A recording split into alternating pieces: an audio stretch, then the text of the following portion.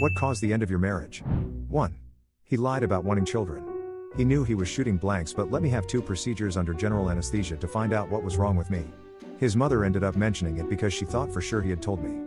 2. Finding out my son has a half-sister who is just 4 months younger than he is. 3. Coming home from a trip, my husband picked me up from the airport in my car.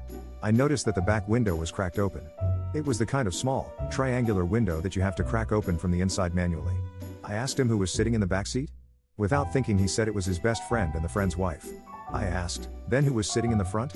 He laughed nervously and didn't answer. That was how I found out he was having an affair. 4. A couples therapist saying, I can't do this anymore, you need to divorce him and move on with your life.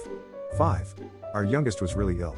I took him to the emergency room 3 times, my husband complains about the cost each time and gaslighting me that I was overreacting. The 3rd time I had to carry him into the hospital, and our kid, 7, finally got a chest x-ray and within minutes we were in an ambulance. He had severe pneumonia. Looking back, honestly he was actively passing away. So after 4 IVs, breathing tube, pigtail tube to drain the fluid off his collapsing lung, x-ray after x-ray, CT scans, he finally turned a corner. But it wasn't a good prognosis.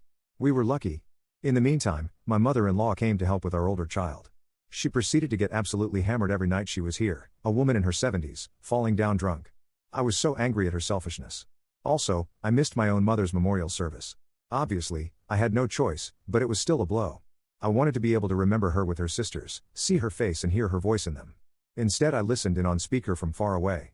This was on day 12 of my youngest being hospitalized, and we were waiting to be discharged. I was emotionally, physically and mentally exhausted. And I just wanted to get my son home.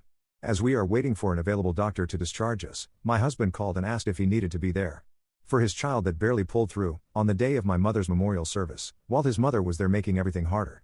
That he even asked that question galled me. It took me 3 trips to the car by myself, since after that long we had clothes and toiletries, blankets and stuffies, puzzles, games, books etc. I couldn't look at my husband the same after that.